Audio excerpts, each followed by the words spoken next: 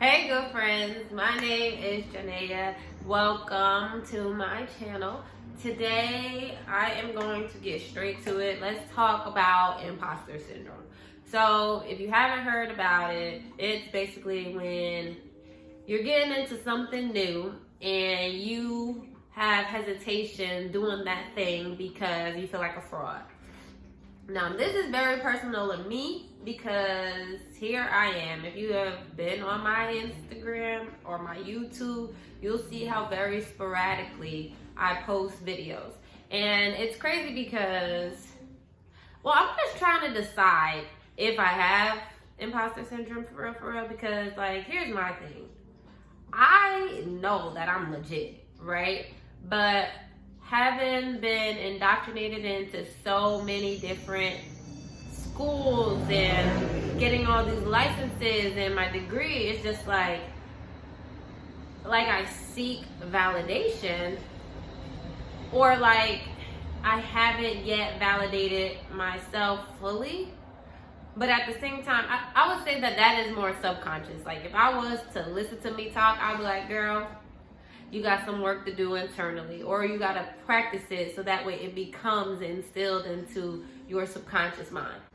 But like consciously, I'm like, listen, I know that I'm legit. I feel led by my good God. I get affirmation by my clients daily to teach and to share what it is that I've learned along my journey. And so I really wanted to get into imposter syndrome today because I'm just like, can we demystify this? Like, let's talk energy, let's talk manifestation, let's talk alignment and getting up into this thing. Like, now I'm trying to think, like, is it the title imposter syndrome that bothers me? Because having like a fear of stepping into, or not even a fear of stepping into a position, but the fear of how other people will perceive you in that position, I don't think it's a syndrome. Like, that sounds like, it sounds like a sickness, you know? And I guess in a way, like,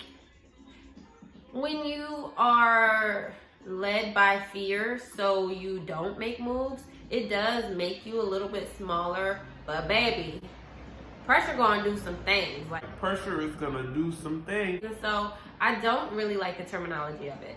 So imposter syndrome 101, right? And let me just preface the rest of this video, which is probably only like a couple more minutes, we'll see, and say that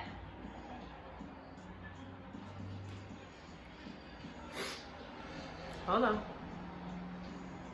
Oh, what I was about to say is, y'all, this is me in real life getting into the mechanisms, the embodiment of being someone who speaks regularly on YouTube. Yeah, I'm just doing it. Like, okay, so I guess this is kind of all coming together, but I really do not, I definitely take myself seriously, but I don't think that speaking online in this day and age is like, so what? So? Because my thing is, like, if somebody gonna not agree with me anyways, or if they're not, then they're not for me. But if I've been placed in this position miraculously or by my own creation using the divinity within me, then I'm kind of legitimizing what it is that I'm doing. And I'm also stating that even if somebody does think I'm a fraud, so what? Like, so what? So here is this and that. So let's get into that. Like, how do you deal with someone thinking you're a fraud? Well, in my opinion, let's talk about manifestation, because the way that I see it is, or manifestation, coming into alignment, like, they can be used separately and together. But as far as you manifesting a role, or you just having in your mind that something is for you and you just putting it out there into the universe, that the spaces become created, that you align with who the you that already has it done does, whatever that may be, you become that person. Like, that in and of itself speaks to the volume of your validation. Like, you're supposed to be there. You're supposed to be there because you said so. That's it. That's it. And then as far as aligning with something goes, like, I think that in today's day and age, we have become, I think it's kind of balancing itself out. But for so long, your only accreditation had to be through the dogmas and the principles of some organization that has their own, not a agenda, but like, you know, their own set of what is the foundation and the principles of this organization and of the people that we're teaching, so that they embody the same principles going forth, you know? And that is not bad. I think that's great. It's a great standard of structure. But at the same time, we're now entering a place where intuition is it's the guide, it's the structure, okay?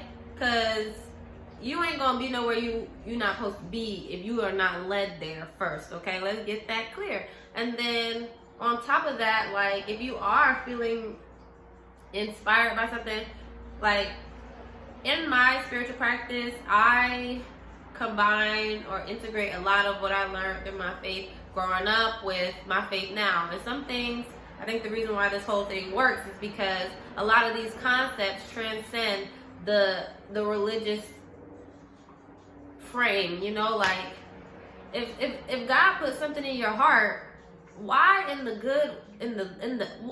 the world would you think that it was put there just to tease you? Like, how cruel do you think God is? And so if you are doing the work and put yourself in a position, or you were put in a position to be somewhere, then baby, you got to step up.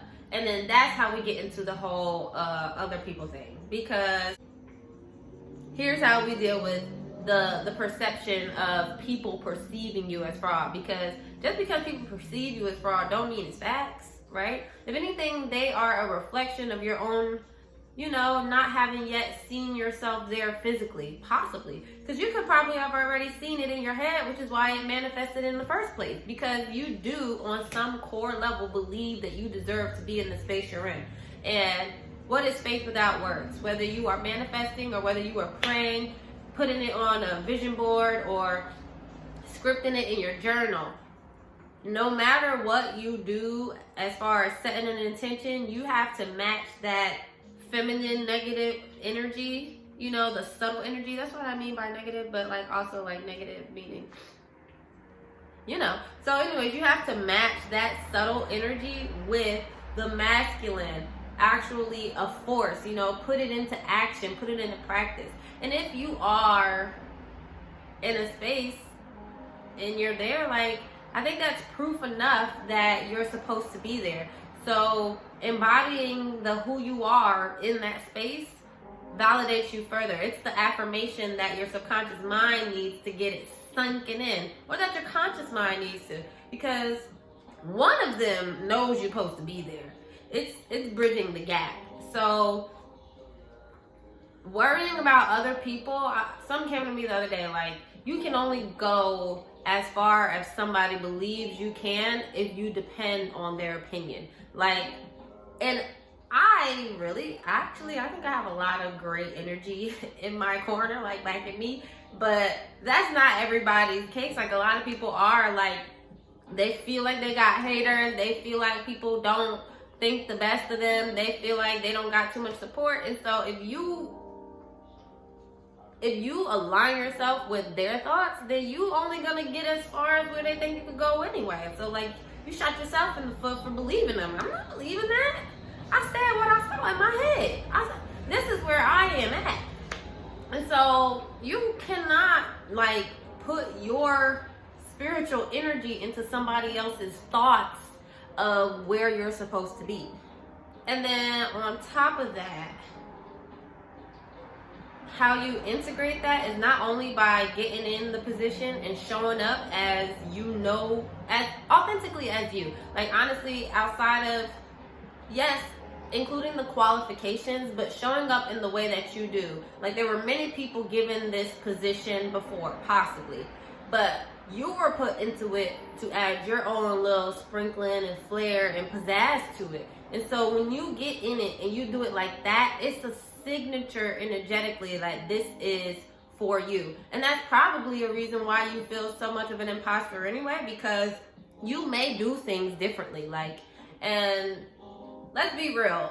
If you are somebody who has like climbed the ladder in an unconventional way, you're gonna feel different because you didn't do it the same way as other people. But that's why probably you were put into this position, because you were led by your faith and your inner vision, right? And so you may not do it in the same way that others do it. And considering the way that others do it, like, just think about, I saw something today, like this girl was like, I went to summer school in the summertime and my classmates, they only took it during the fall and spring, and so I graduated quicker. You're the graduate quicker because you got to that position. So don't put yourself on the pedestal. Don't put yourself on the pedestal. You did things in a different way that accelerated your progress. And no, it don't look like everybody else's.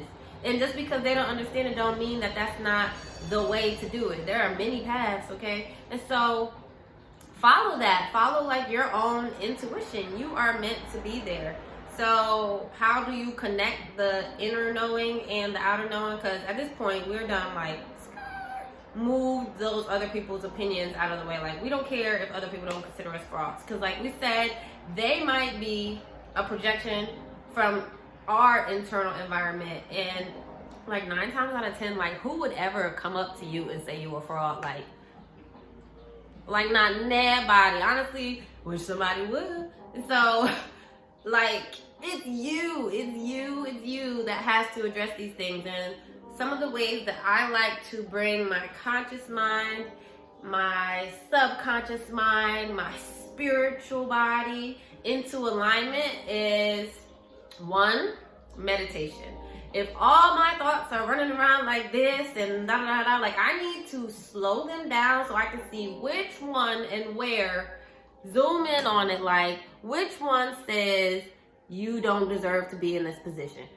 Because that's the one I want to focus on. I want to laser beam that thing and diminish it to fly swat it right out the way. But what I like to do after that is I like to journal, right? Like, if everything is up here, now things are moving a lot slower, so at least I have clarity of my thoughts. What journaling does is funnel them out of the etheric world into my conscious mind, flow straight on through to my pen, because I'm not going to write down every single thought, but I'm going to write down the key points. Why do I believe this about myself? Why do I care about how other people will perceive me? What qualifies me to be in this position? Why was I specifically chosen to do this outside of my skill set? You know, like, what do I bring to the table? And do I believe it's effective? And do I believe I could do it? And when and how are we getting started? Those will be some prompts that I put on my journal to myself. So I really work that out so I can see on paper in case I need a reminder, like, baby, remember when you had said that? All right, go ahead, let's do it. All right, we in front of these people now. You about to stand over like this? Or you about to show up like this, like, excuse me, y'all see this posture? Don't I look like, I look divinely placed up in the bed. And so that is what I mean. Okay, so yeah, your posture. I work on my posture because you'll naturally notice yourself closing off. You'll naturally notice yourself hunched over. You'll naturally notice that you have picked up your breathing. When you are in a position where you need to show up as you straighten up that back, poke up that chest, okay? And take deep breaths so that you have clear mental facilities and that you are physically embodying that you that is meant to be in that thing. Like, literally, when I think about the self, the me that is in all of these positions I see in my head, she not looking like this. She not looking like she don't want to be here, like she don't know if she's supposed to be here. She like, and how can I help you? You know, like, I'm supposed to be here. And so, do I have any other tips on how you can beat this imposter syndrome? Ooh, okay, boom. It's the wording for me. First of all, I speak on the reality that I like to be in, okay?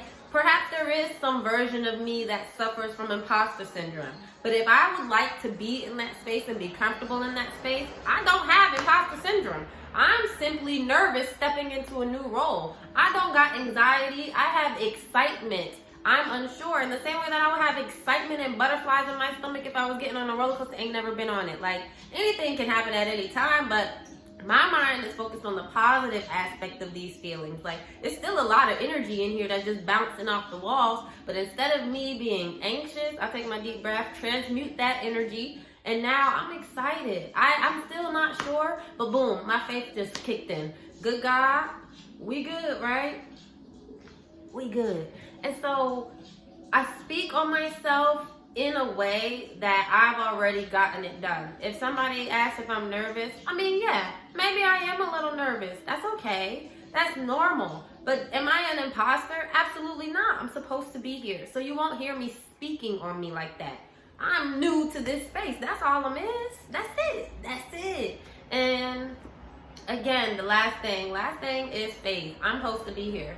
And it don't really got to go too much deeper than that. My good God put me here. If I wasn't supposed to be here, I wouldn't be here. So I'm not going to let myself think otherwise. And if I do think otherwise, that's when I get back into that meditative state and I imagine that thought energy like just like a fly on my plate at a cookout in the summertime. Like, it's up to me to be the negative thought ninja, and I just swipe that thing away like, get out of here. What is you doing around here? I'm trying to consume this. Like, my thoughts are what feed my brain. So the ones that I want to keep and the ones that I want to feed on, I'm going to do that. If it's a nasty negative thought flies, negative thought gnat. If it is in my vicinity mentally, it's my job to like, get that thing up out of here. You don't belong here. Now that's what don't belong. That's it though. That's it. So, y'all, let me get into who I am and what I do. My name is Janea. I am a holistic hair care service provider.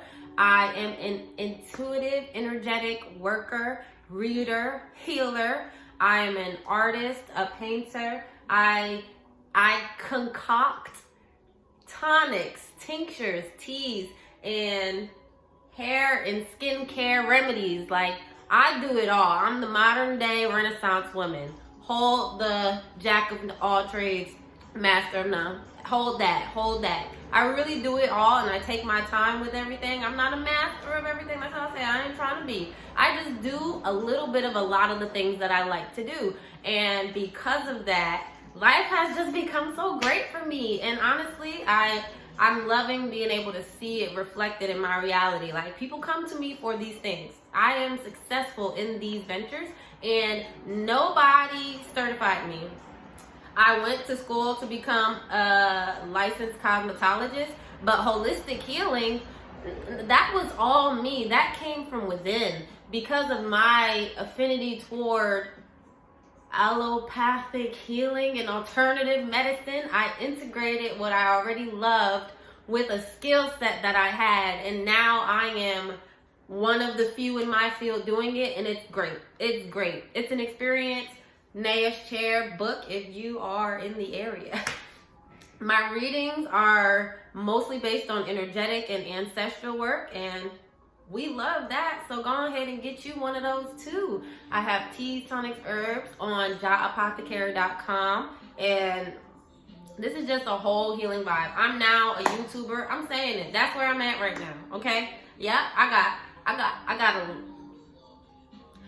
some views, and I got some goals for these views, and for my connection with people. That's really it. And so 2023, we're eliminating imposter syndrome. Like, if you got that, come over here so that we can help to alleviate that, because child, you only got what you believe you got. I'm gonna say it.